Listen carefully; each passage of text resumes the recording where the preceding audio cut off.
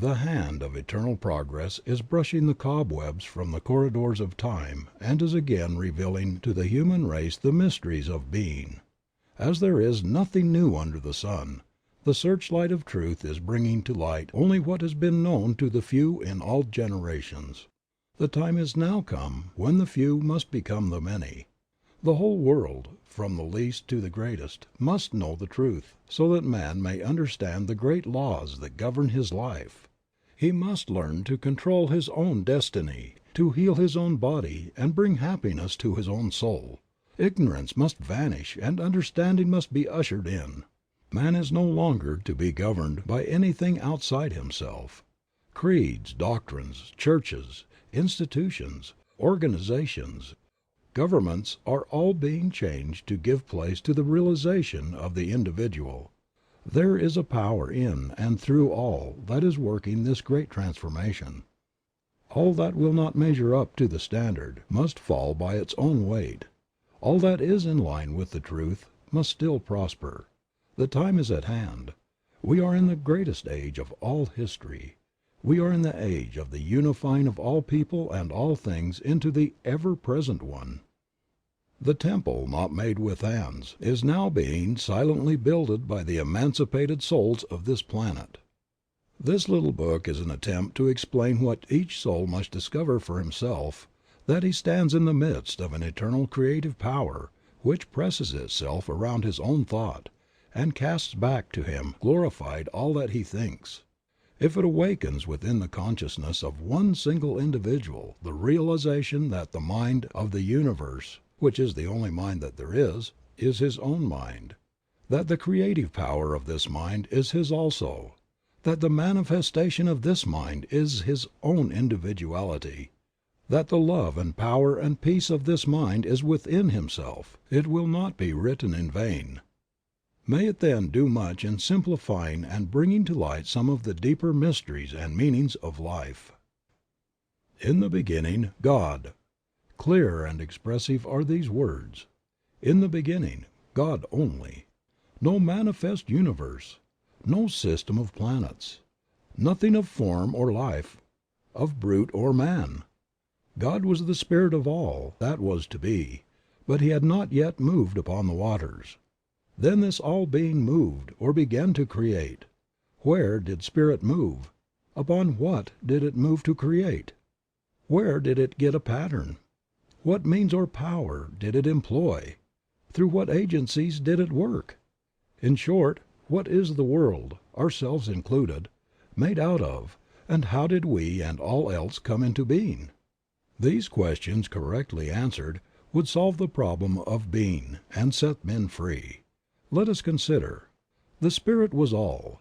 There was nothing else but itself. All-inclusive, everywhere, infinite. This all-Spirit could not have had the impulse to move unless it were self-conscious. Therefore the Spirit is the power that knows itself. It is accordingly all-knowing as well as all-present, being one, undivided. Whatever it knows all over instantly. We find then that the Spirit operates through self-knowing.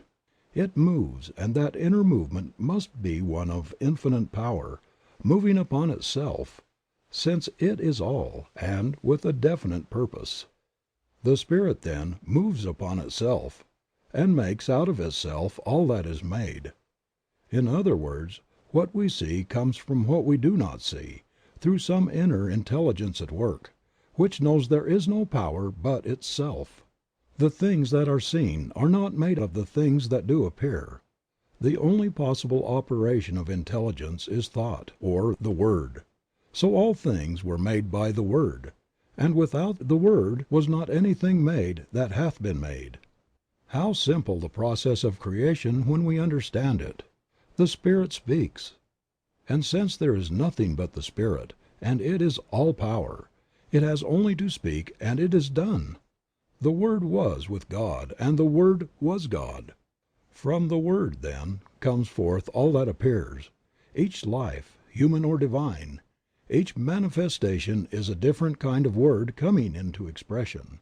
The great fact to dwell upon is that Spirit needs nothing to help it. It is self-conscious and has all power and all ability to do whatever it wishes to accomplish. It operates simply by speaking. It is hard to get a clear concept of this great ceaseless cause, this something from which all things come. At times we get into a maze of confusion when we attempt to realize what the Spirit means. It is then that we should think of it as the great reason behind everything. Being all knowledge, it must know itself, and must know everything it creates. So it knows us, and it knows everyone. Since it is all presence, we can contact anywhere, and will never have to go to some particular spot to find it. As it is all knowing and operates through the power of the Word, it knows everything we think.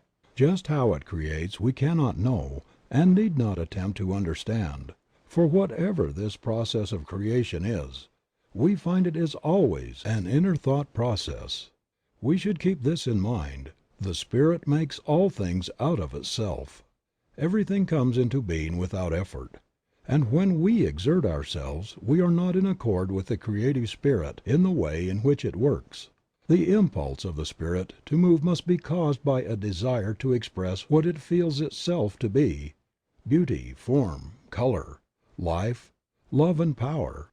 All things else we find in the manifest universe are attributes of the Spirit, and are caused to spring into being through the Word, because the Spirit wants to enjoy itself. We find then that the Word, which is the inner activity of thought, comes first in the creative series, and all else comes from the effect of the Word operating upon a universal substance. If the Word precedes all else, then the Word is what we are looking for, and when we get it we shall have what the world has sought from time immemorial. We must, if we wish to prove the power of the Spirit in our lives, look not to outside things or effects, but to the Word alone.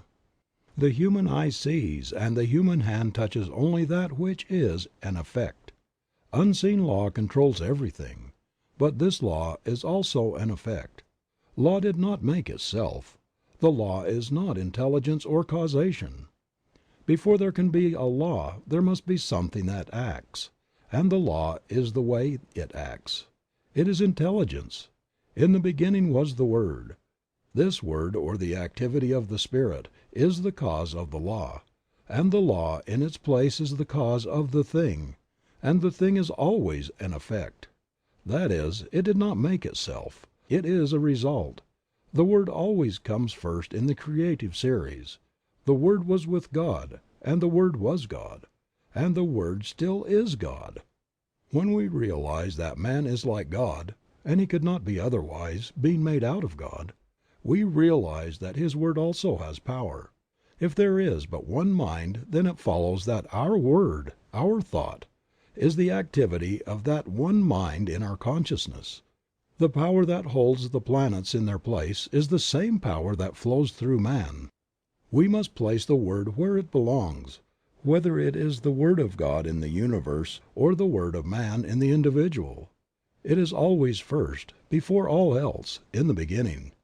The real sequence is this: Cause, Spirit; Intelligence, God; the Word, the activity of intelligence, the effect, or the visible thing, whether it is a planet or a peanut. All are made out of the same thing. What we need to do is learn how to use the Word so that all will come to see that they are creative centers within themselves. A principle that can be proven. Knowing that mind is, we have a principle that is absolute. It is exact. It is going to correspond with our thinking about it. The first great necessity is to believe this. Without belief we can do nothing. This is the reason Jesus said, "It is done unto you even as you have believed." Always it is done unto people as they believe, and there is something that does it which never fails.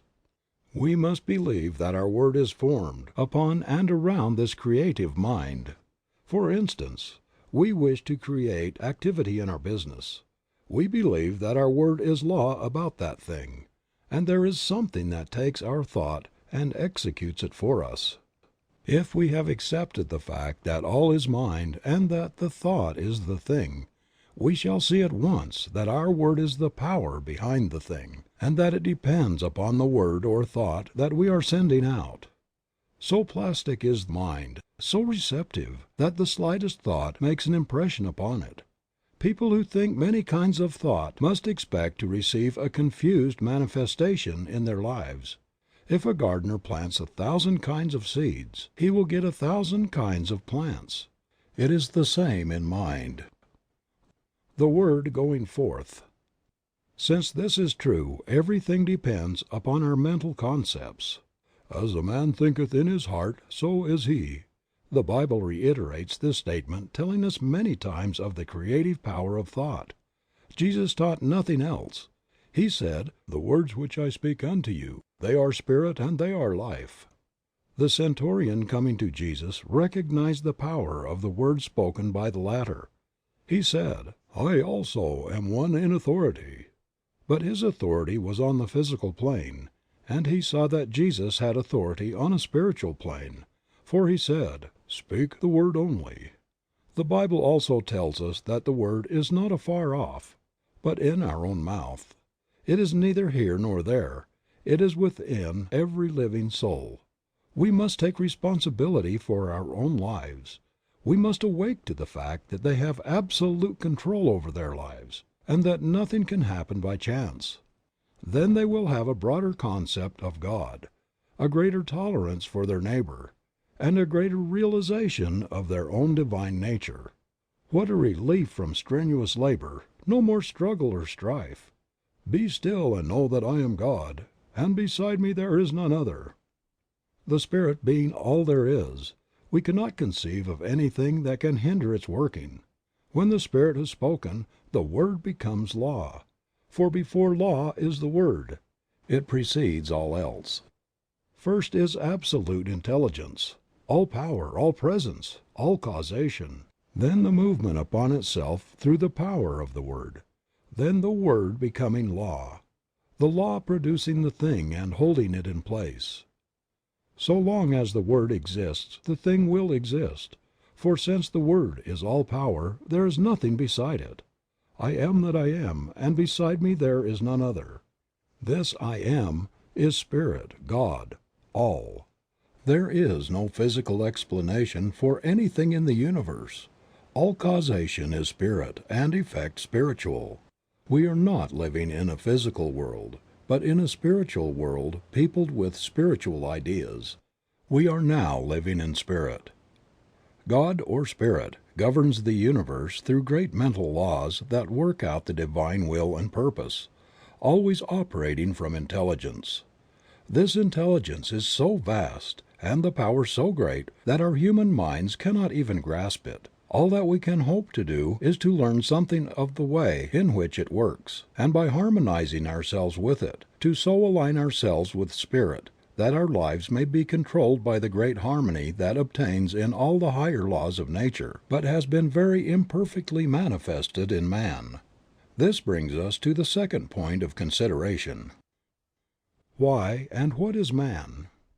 We find in the physical universe that automatic laws govern everything. For instance, the tree cannot say, "I will not," because of the law that holds it in place. It grows without any volition of its own. So it is with all nature, but when we come to man we find a different manifestation of the Spirit, a being who can say, "I choose." In all creation man alone is an individual, man alone is free, and yet man alone wants, is sick, suffers, and is unhappy. Man marks the earth with ruin. Why? Because he has not found his true nature. The very thing that should free him, and eventually will do so, now limits him. God could not make an individual without making him able to think, and he cannot think without bringing upon himself the results of his thought, good or bad. This does not mean using two powers, but using the one from two standpoints. Nothing in itself is either good or bad. All things exist in the mind as a potentiality.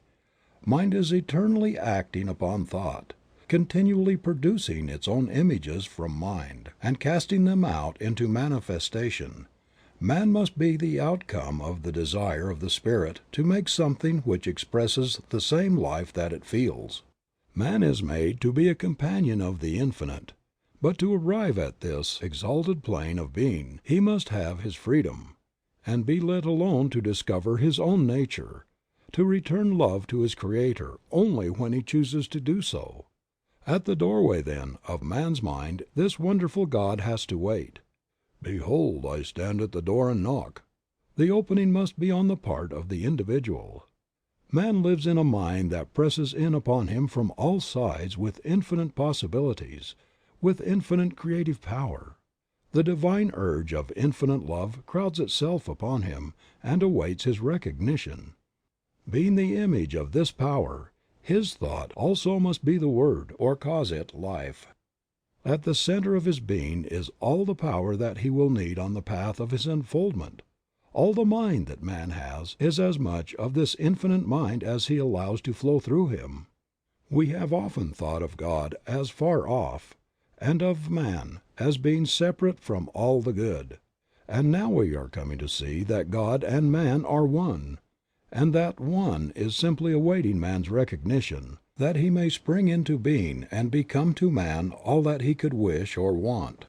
"As the Father has inherent life in himself, so hath he given to the Son to have life within himself." It could not be otherwise. We are all in mind, and mind is always creating for us as we think, and as we are thinking creatures, always thinking, our happiness depends upon our thought. Let us consider the law of our life. The law of our lives. Spirit creates through law. The law is always mind in action. Mind cannot act unless intelligence sets it in motion. In the great universal mind man is a center of intelligence, and every time he thinks he sets mind into action. What is the activity of this mind in relation to man's thought? It has to be one of mental correspondence. That is, mind has to reflect whatever thought it casts into it. Wonderful as universal mind is, it has no choice but to create whatever thought is given it. If it could contradict that thought, it would not be a unit, since this would be recognizing something outside itself. This is a point in truth which should not be overlooked. The one mind knows only its own ability to make whatever is given it. It sees no other power and never analyzes or dissects. It simply knows, and the reason why people do not understand this is that they have not realized what mind is. The ordinary individual thinks of mind only from the limitation of his own environment. The concept he has of mind is the concept of his own thinking, which is very limited. We are surrounded by an all-seeing, all-knowing mind, which is one and runs through all. The belief in the dual mind has destroyed practically all philosophies and religions of the ages, and will continue to do so until the world comes to see that there is but one. Whatever name is given it, there is but one. It is this one that creates for us, whatever we believe. Our thought operative through this one produces all our affairs. We are all centers in this mind, centers of creative thought activity. There is nothing which appears in the manifest universe other than an objectified thought, whether it be a bump on your head, a growth on your foot, or a planet. It could not be there were it not made out of mind, for mind is all there is to make anything out of. Whatever is made out of it. Nothing exists or can exist without a source from which it springs. We are not dealing with a negative as well as a positive power, not two powers but one. A power that sees neither good nor evil as we see it. It knows only that it is all, and since it is all, it creates whatever is given it. From our limited standpoint we often think of good and evil, not realizing that, as yet, we do not know the one from the other. What we call good today, we may call evil tomorrow, and what we think to be evil today, we may tomorrow proclaim as the greatest good we have ever known.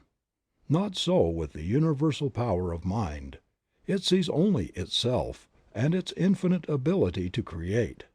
To the thinking person this will mean much.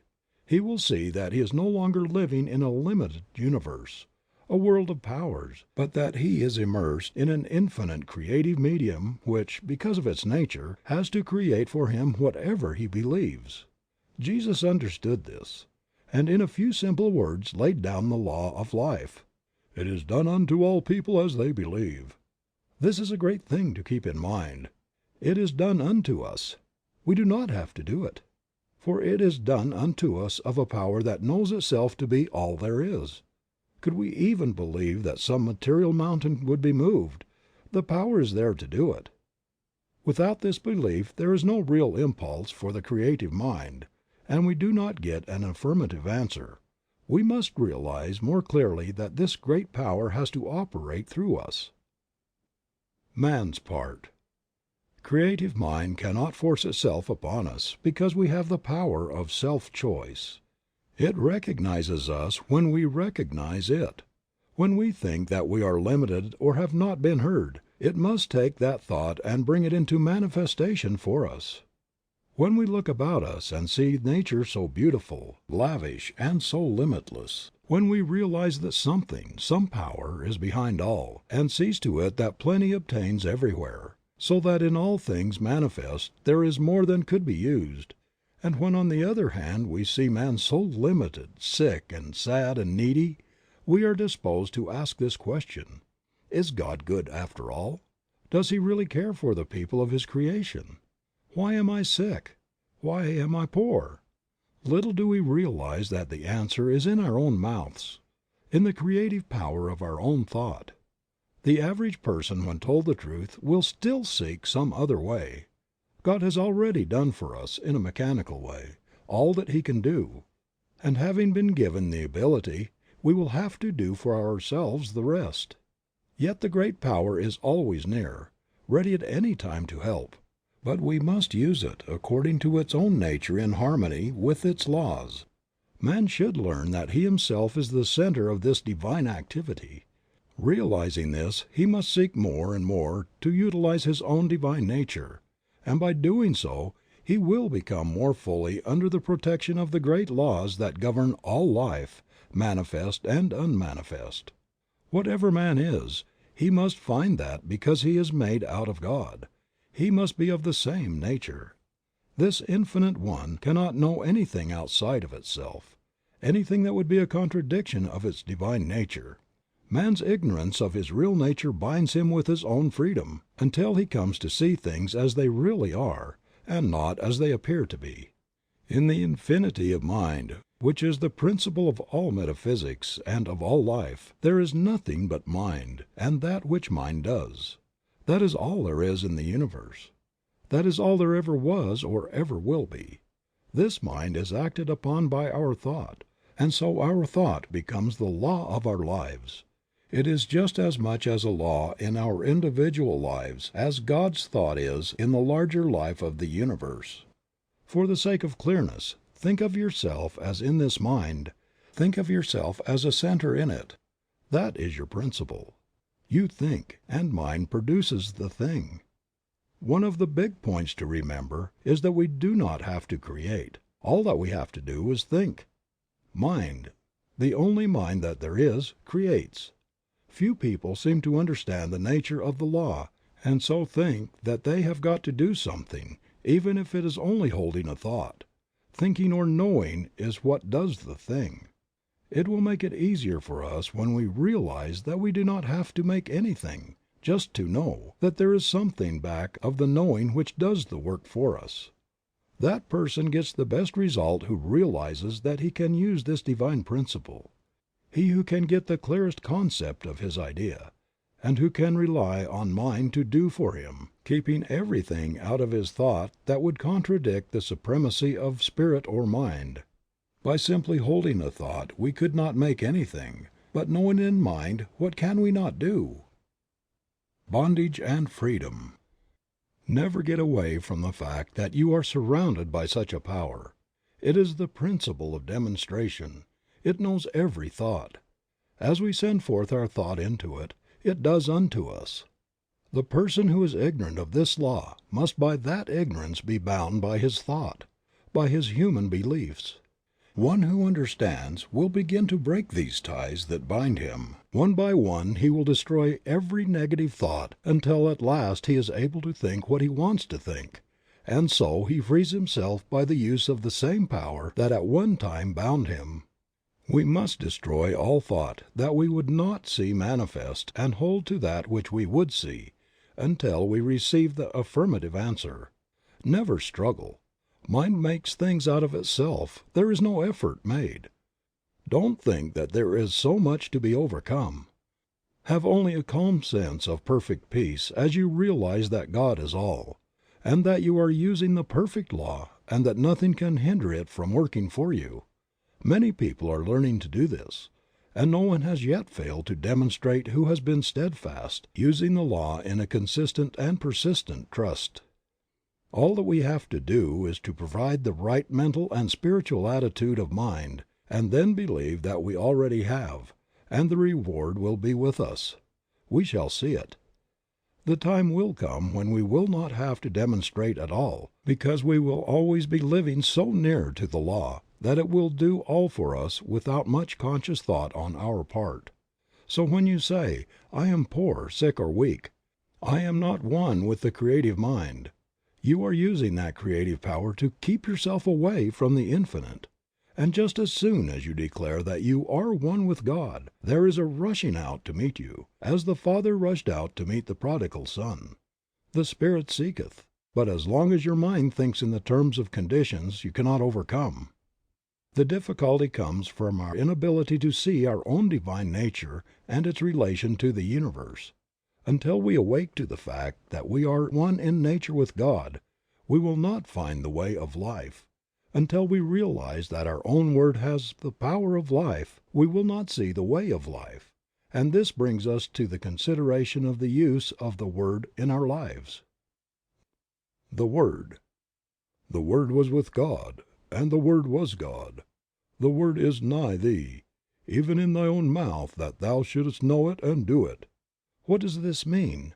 It clearly states that whatever power there is in the Word, and it says it is all power, is also in our own mouths. There's no avoiding the fact that the Bible claims for man the same power in his own life and his own world that it claims for God. In the lives of the majority, men do not realize that the Word is in their own mouths. What Word? Little do we realize that this Word which they are so earnestly seeking is every word they hear, think, or speak. Do we who are endeavoring to realize the greater truths of life always govern our words? If any word has power, it follows that all words have power. It is not in the few moments of spiritual meditation that we demonstrate, but we bring out the possibilities of the hidden word when we are allowing our thoughts to run in any direction, not in the short time spent in silence, but in the long hours stretching themselves into days, months, and years. Are we always using the Word? An hour a day spent in silent meditation will not save us from the confusion of life. The 51% of man's thinking is what counts. It is easy when we are alone to brave the storms of life. Surrounded by our own exalted atmosphere, we feel the strength of the Infinite. We rise in spirit. We think we are experiencing the ultimate of truth, that all things are ours. These moments in a busy life are well spent, but must be unavoidably brief. But what of the rest of the day? What of the busy street, of the marketplace, and of all the daily contact with life? Do we then obtain? Do we keep on in the same even way? Or do we fall before the outer confusion of our surroundings? Are we still creating the Word and setting it afloat in the great ethers of life? Are these words creating for us? Yes. How necessary, then, to keep the independence of the solitude. How seldom we do this! God sent an angel to speak to me. A word he was fain I hear. And the angel brought the message and whispered it in my ear. God knew I needed the word he sent. I had lost the zest of fight, and the right was all but beaten, and wrong it was all but right. Simple the word that he sent me, but it soothed a spirit raw with the pain of too much striving. 'Twas love fulfills the law. Few people indeed in the day in which we live are well poised. Where do we find the man who can live above his surroundings, who in his own thought can dominate all conditions, and in the midst of the crowd keep his own even way and his own counsel? When we do meet such a person we will know him, for we will find on his face the image of perfect peace. We shall detect in his bearing the ease and independence that comes only to the man who has found himself, and who is centered not in the outer but in the inner world. Such a character as this has the power to attract to himself all of the best in the world. He is a center toward which all else must gravitate. The atmosphere which he creates and with which he surrounds himself is one of absolute calm and peace. The world at once sees in this man a master, and gladly sits at his feet. And yet this man who has risen above the thought of the world cares not that other people should sit at his feet. He knows that what he has done all may do, and he well knows that all the teaching in the world will not produce another such as he. He knows that it is not from the teaching but from the being that true greatness springs. So this man does not go around teaching or preaching. He simply is. The man who has arrived. The man who has arrived will realize he has done so in the midst of an outer confusion. He will be the one who has gone into the silence for strength, and has come out into the world equipped with power from on high. But that light which he has received must be kept burning. Not alone in silence, but in the busy throng must all of us find the way of life. Our every thought creates. For the majority of us these thoughts come in everyday affairs, some of which are very trivial, but these too will be demonstrated. We have missed the whole point, unless we have learned so to control our thought that time and place make no difference. The power we have within us. We have within us a power that is greater than anything that we shall ever contact in the outer. A power that can overcome every obstacle in our life and set us safe, satisfied, and at peace, healed and prosperous in a new light and in a new life. Mind, all mind is right here. It is God's mind, God's creative power, God's creative life. We have as much of this power to use in our daily life as we can believe in and embody. The storehouse of nature is filled with infinite good, awaiting the touch of our awakened thought to spring forth into manifestation in our life. But the awakening must be on our part, and not on the side of life. We stand at the gateway of limitless opportunity in the eternal and changeless Now. Now is the day in which to begin the new life that is to lift us up to the greater expression of all that is wonderful. The word that we speak is the law of our life, and nothing hinders but ourselves. We have through ignorance of our real nature misused the power of our word, and behold what it has brought upon us, the very thing that we feared. But now it shall produce a new thing, a new heaven and a new earth. Individual ideas. We find that in the universe every separate idea has a word, a mental concept behind it. And as long as that word remains, the thing is held in place in the visible world.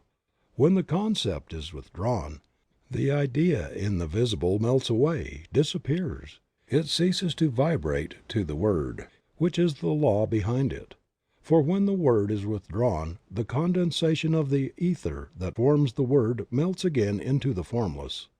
There was a time when the world was without form. And from the word alone all things were made that are made. When our word says that there is no longer life in our bodies, the life principle withdraws and our bodies return to the substance from which they came. Here is the great mystery of life, that we are able to use this creative word for whatever purpose we may desire, and that word becomes the law unto the thing for which it was spoken. And so in our lives we might say that without our word was not anything made that was made. For we are given the power to sit in the middle of our lives and direct all their activities. There is no struggle and no strife necessary. All we have to do is to know. We must awake and with the glorified consciousness of an emancipated soul use our God-given power. The reason for the universe. This universe is the reason, first, of an infinite intelligence which speaks or thinks, and as this thought becomes active within itself, it creates from itself, at the power of its own word, the visible universe. We are living in a universal activity of mental law. We are surrounded by a mind which receives every impression of our thought and returns to us just what we think. Every man, then, is living in a world made for him from the activity of his thought. It is a self-evident proposition that mind must create out of itself. And this self, being limitless, it follows that its creative power is without limit. Mind in action. Everything that we see is the result of mind in action. We all have a body, and we have what is called a physical environment. We could have neither if it were not for mind. The law implanted within us is that we need nothing except ourselves and this all-wise creative mind to make anything, and that just so far as we depend upon any condition, past, present, or future, or upon any individual, we are creating chaos, because we are dealing with conditions and not with causes. Every living soul is a law unto himself, but of this great truth few people are conscious. It seems difficult for the race, which feels itself to be so limited, to comprehend the fact that there is a power that makes things directly out of itself, by simply becoming the thing that it makes, and that it does this by self-knowing. But we will not demonstrate until we see at least some of this, the greatest truth about life. We should realize that we are dealing with the principle that is scientifically correct. It will never fail us at any time, but is eternally present.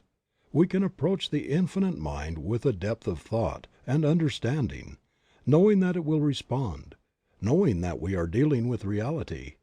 Jesus, who saw this very clearly, laid down the whole law of life in a few simple words. "It is done unto you as you believe."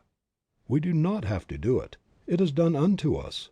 It is done by a power that is all. Could we believe that a material mountain would be moved, it would be done unto us. But unless we do believe, there is no impulse for the creative power, and we do not receive. Life externalizes at the level of our thought. Action and reaction. There is something that casts back at us every thought that we think. "Vengeance is mine, I will repay, saith the Lord." It is a statement of eternal truth and correspondences against which nothing can stand. And whatever man sets in motion in mind will be returned to him, even as he has conceived within himself and brought forth into manifestation. If we wish to transcend old thoughts we must rise above them and think higher things. We are dealing with the law of cause and effect, and it is absolute. It receives the slightest as well as the greatest thought, and at once begins to act upon it. And sometimes, even when we know this, we are surprised at the rapidity with which it works. If we have been misusing this law, we need not fail. All that we have to do is to turn from the old way and begin in the new. We will soon work up out of the old law into the new which is being established for us. When we desire only the good, the evil slips from us and returns no more. Arriving at a high consciousness. The best way to arrive at the highest consciousness is to have a great faith in the willingness and the ability of life to do all for us, by working through us. We must believe in the inherent goodness and all-powerfulness of the Spirit of Truth, and so every path leads us back to the one point, and we must learn to realize the near presence, the great reality. There, through the door of our own thought, we enter into the universal consciousness, into a complete realization of life and truth, of love and beauty, and as we sit in the silence of our own souls and listen, it will be the greatest thing that we will ever do. In that completeness we are not lost, and yet we are found. This is what is meant that a man must lose his life in order to find it. We are lost to the human and found in the divine. we realize that we are one with the cause. Other suggestions. Nearly all people are controlled by outer suggestions and not by inner realizations. Ordinarily, man thinks only what he sees others do, and hears others say. We must all learn so to control the inner life that outside things do not make an impression upon our mentalities. As we are thinking beings and cannot help thinking, we cannot avoid making things happen to us. And what we need to do is so to control our thought process that our thinking will not depart from the realization of that which is perfect. Man is governed by a mind which casts back to him every thought he thinks. He cannot escape from this, and need not try. It would be useless. The laws of the mind are simple and easy to understand. The trouble with us has been that we have laid down great obstructions, and then have tried to overcome them. Stop trying. Stop struggling. Begin to be calm, to trust in the higher laws of life. Even though you do not see them, they are still there. Did you ever see the law that causes a plant to grow? Of course you did not. And yet you believe in this hidden law of growth. Why do you believe? Simply because every year out of the seed time comes a harvest. Shall we not have as great faith in the highest laws of being? To those souls who have dared to believe has come as definite an answer as came to those who believed in receiving a harvest from the planted seed. This law is, and if we would see results we must use it. That is, we must provide the mental receptivity that will prepare us to accept the gift when the Spirit makes it. This receiving is a mental process, a process in which we lose all sense of limitation. If you wish to demonstrate prosperity, begin to think and talk about it, and to see it everywhere. Do nothing that contradicts this thought either mentally or physically. The world is full of good. Take it and forget all else. Rise above depression and be glad you are saved from adversity. The human mind needs to be cleansed from the morbid thoughts that bind through its false beliefs. No living soul can demonstrate two things at the same time, if one contradicts the other. There is no way except to let go of all that you do not wish to come into your experience, and in mind take all that you do wish. See, hear, talk about, and read only what you wish, and never again let a negative thought come into your mind. God knows good only, and when we are in line with good, He knows us. When we are out of harmony with good, we say, God has forgotten us. On the one hand, we have an infinite intelligence which has brought us up to where we are today, and having done all that it can for us now, lets us alone to discover our own nature.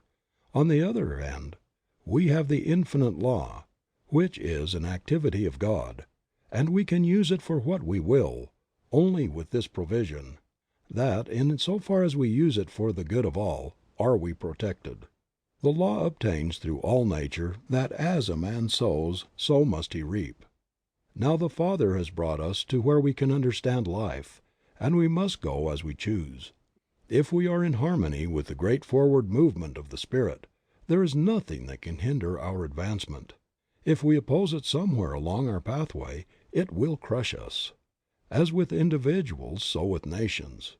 In so far as they work with the right spirit, they prosper. When they begin to fail in the use of this law, they begin to fall.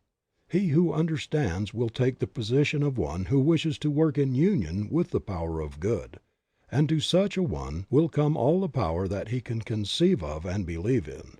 His word becomes an expression as the very word of God, and he must realize it to be all-powerful.